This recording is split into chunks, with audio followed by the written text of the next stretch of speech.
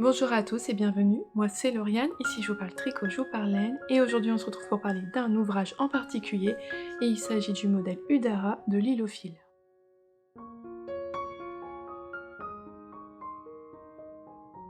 Le modèle Udara c'est donc un patron de châle qui se tricote avec deux fils, un fil de type fingering et un fil suri et soie et qui se compose notamment de brioches. Je vous montre ma version. La voici. Oh le pauvre, il est tout froissé. Il a les plis. Voilà. C'est un châle qu'on va commencer par cette pointe. Donc on commence avec le fil suri, tenu en simple, et on tricote du point mousse tout en suivant un rythme d'augmentation qu'on va augmenter au fur et à mesure. Donc une assez longue partie. Alors comme c'est le début, au départ ça va super vite parce qu'il n'y a pas énormément de mailles. Tricoter la suri, moi j'ai adoré, c'est super doux, c'est hyper agréable, donc j'ai bien aimé.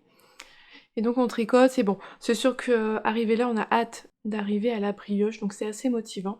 Et on arrive donc sur la section de brioche. Donc on a sur cette section de brioche la suri qui est sur le côté endroit, et de l'autre côté, on a la partie fingering. Alors moi personnellement, j'ai deux couleurs qui ne contrastent pas énormément, c'était voulu. De ce fait-là, c'est pas énormément voyant, mais je suis vraiment contente du résultat. On va faire une section de brioche, on va refaire quelques rangs de points mousse avec sa suri, et la section de brioche, cette fois-ci on va interchanger la fingering et la suri. Donc là sur le devant, j'ai la fingering.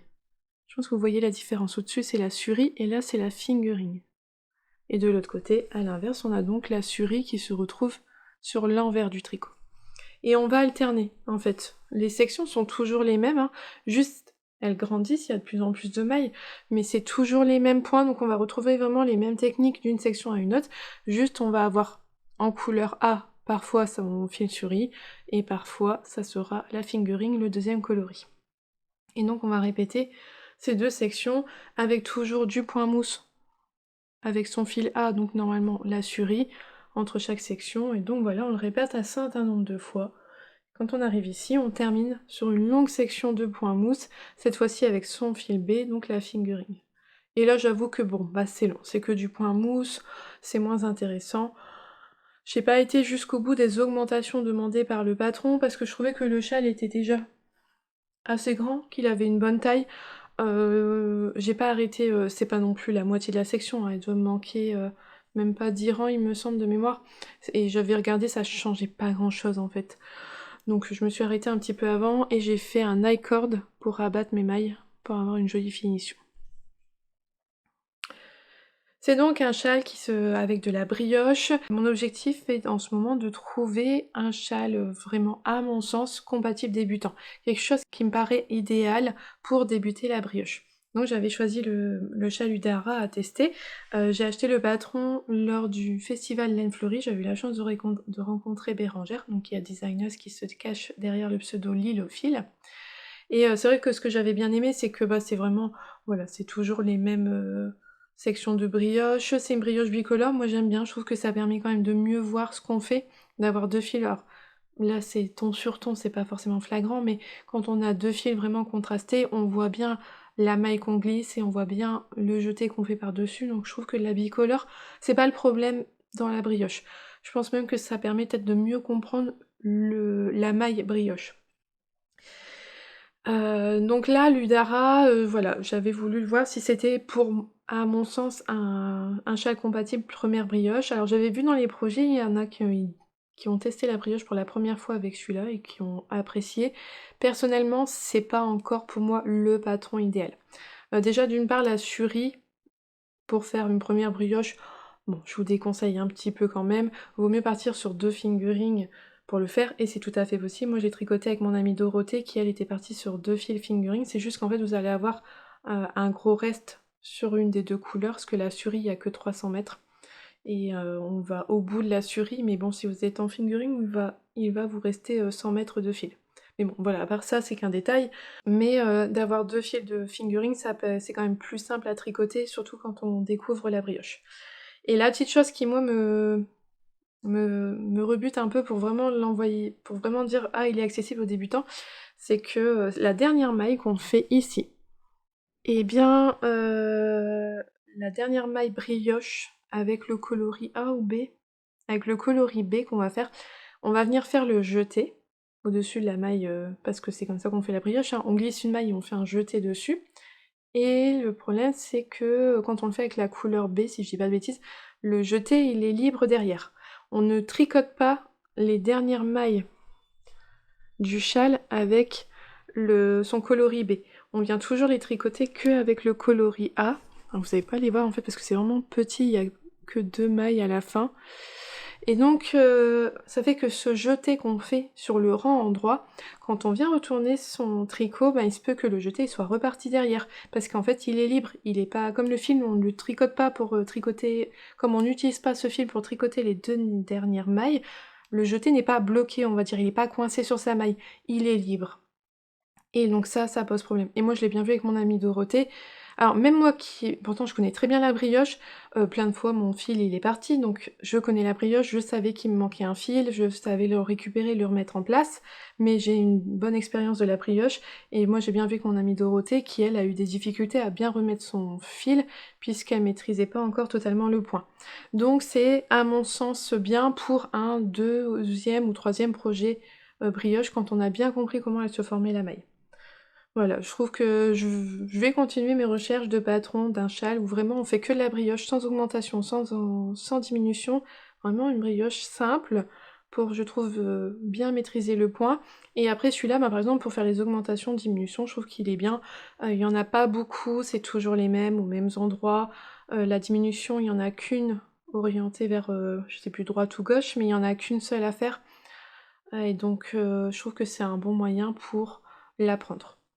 Donc pas, à mon sens, pas une toute première brioche, mais si vous avez déjà fait 1 ou 2 ouvrages en brioche, vous pouvez faire celui-ci.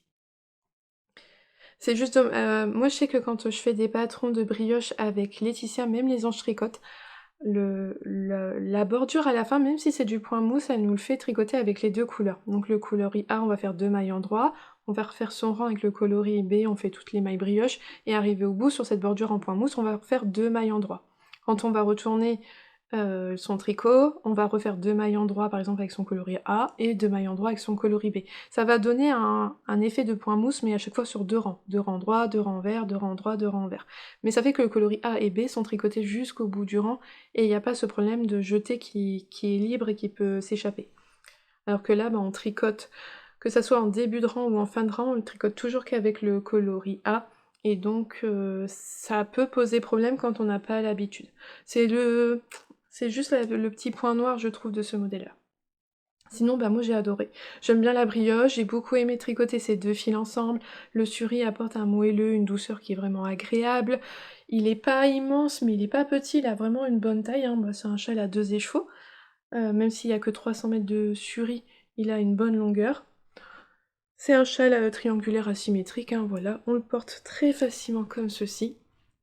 Et franchement, c'est douillet, c'est hyper agréable. Là, pour l'hiver, si vous aimez pas avoir des gros châles trop, trop volumineux, bah celui-là, je pense qu'il peut vraiment faire l'affaire parce qu'il est quand même assez chaud, assez douillet, et je pense que pour l'hiver, il va vraiment être bien, si on le fait en suri. Et donc voilà ce que ça donne porté. Non, il a vraiment une bonne longueur, j'en suis contente. Donc j'ai choisi de faire 2 couleurs assez proches pour avoir un châle assez unique qui aille avec beaucoup de mes vêtements, parce que voilà, je vous l'ai déjà dit dans plusieurs vidéos, c'est ce qui manque à ma garde-robe, d'avoir des châles unis. Et là j'en suis vraiment contente, j'aime beaucoup. Le patron il est bien expliqué par contre, alors j'ai trouvé que c'était très bien expliqué le point brioche, dans les explications écrites, je l'ai trouvé clair, bien expliqué. Elle renvoie sur des vidéos pour les augmentations, les diminutions si on comprend pas l'explication. Donc c'est bien en voyant la technique, en voyant faire, des fois ça permet quand même de mieux comprendre ce qu'on doit faire. Donc je l'ai vraiment trouvé bien expliqué. Il est disponible en français, en anglais. Alors moi j'avais conseillé Dorothée de le suivre en anglais parce que bon elle sait suivre des patrons en anglais. Et en fait la brioche en anglais elle est codifiée. Donc le point brioche il n'a pas plusieurs façons d'être écrit. C'est BRK, BRP ou BR, UO, BR. Voilà, c'est vraiment pas compliqué. En français, la brioche, par contre, ça c'est vrai que ça peut être un souci, c'est que d'un créateur à un autre, la l'explication de la brioche, des rangs brioche dans le patron, ils vont être expliqués de manière différente. Parce qu'on n'a pas une abréviation pour la brioche en français. Non.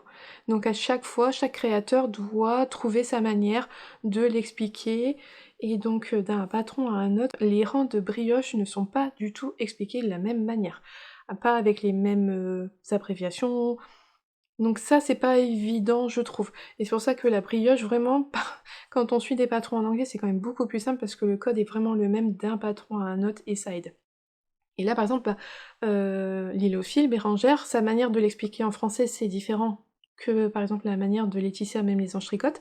Par contre, Lilofil, dans la version anglaise, elle utilise le code anglais qu'on peut retrouver chez Andrea Mori, qu'on peut retrouver chez Steven West, et donc c'est, à mon sens, plus pratique pour suivre, parce que, ben, au moins, on comprend bien. D'un patron à un autre, c'est vraiment la même manière d'expliquer dans les rangs, donc je trouve que ça permet de moins se perdre.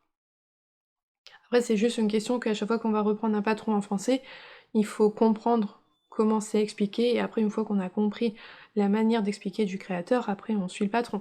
Mais il y a toujours cette démarche, à chaque fois qu'on reprend un patron, de prendre le temps de comprendre, d'assimiler ce qui est bien écrit pour pouvoir faire son tricot.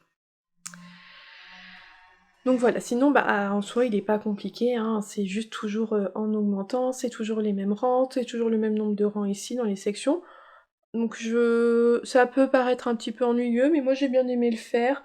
Et puis bon, ça reste qu'un châle à 2 écheveaux, c'est pas trop long, même si là j'ai raccourci parce que là j'avoue que c'était quand même vraiment long et pas du tout passionnant à faire. Au niveau des laines, j'ai donc utilisé une laine Suri et une laine fingering. J'avais acheté mon combo lors d'une vente éphémère à la mercerie, une tasse de filet d'aiguille, lorsque Bulbe Bizarre Pauline était venue. J'avais trouvé un écheveau de Suri et soie coloris Peaceful. Donc voici ce qui me reste. Pas grand chose. Et avec, je l'ai associé à café glacé sur sa Merino sock extra fine. Donc voilà les deux ensemble. Donc le Peaceful a des speckles, orange, rose. Et le café glacé est par contre un semi-solide dans les beiges. Et ça va super bien ensemble. J'aime beaucoup. Donc voilà le rendu des laines. Donc je suis contente parce que ça donne un joli... Il y a quand même quelques nuances, c'est vraiment joli, mais ça reste quand même assez uniforme et ça va pouvoir être porté avec beaucoup de choses. Je l'ai lavé, je l'ai bloqué pour que il s'étende bien, comme c'est quand même énormément de point mousse, il s'est un petit peu agrandi au lavage. De ce fait-là, la brioche, elle a perdu de son moelleux, mais je trouvais que de toute façon, elle était quand même moins moelleuse avec la Suri que si je tricotais le point brioche avec 2 fils de fingering. Je trouve qu'avec 2 fils de fingering, il y a vraiment plus d'épaisseur le côté moelleux. Là, avec la Suri, c'était un peu plus plat déjà d'avance, donc ça m'a pas dérangé de le laver bloqué et qu'elle perde ce côté moelleux. Il y a quand même le côté très doudou avec le Suri, c'est agréable. C'est un châle qui est, surtout pour ma part, comme il est assez unicolore, il est complètement réversible. Franchement, je peux le porter des deux côtés, à part le fait que, vous voyez, ici, il y a mon fil qui est rentré, en plus, il n'est pas coupé. Franchement, je peux le porter des deux côtés. Il n'y a rien de choquant du tout avec mon châle. Je vous ai dit tout ce qu'il y avait à dire dessus. C'est vraiment un patron simple. Si vous avez déjà fait un peu de brioche, franchement, allez-y, il n'est pas compliqué, il est agréable. Avec le Suri, c'est vraiment très agréable. Au niveau des laines, le prix des laines, donc c'était 26 € les chevaux de fingering, 26 € les chevaux de Suri et soie, soit 52 €. Et le patron, il est à moins de 5 €, il est à 4,95 € sur Ravelry, j'ai vu. Donc ça vous fait un total à peu près de 57 € en laine teinte main avec le patron. Voilà. Et bien j'espère que cette petite vidéo vous aura plu. En attendant, je vous souhaite une belle journée ou une belle soirée en fonction de quand est-ce que vous la regardez et surtout un bon tricot et je vous dis à bientôt. Bye!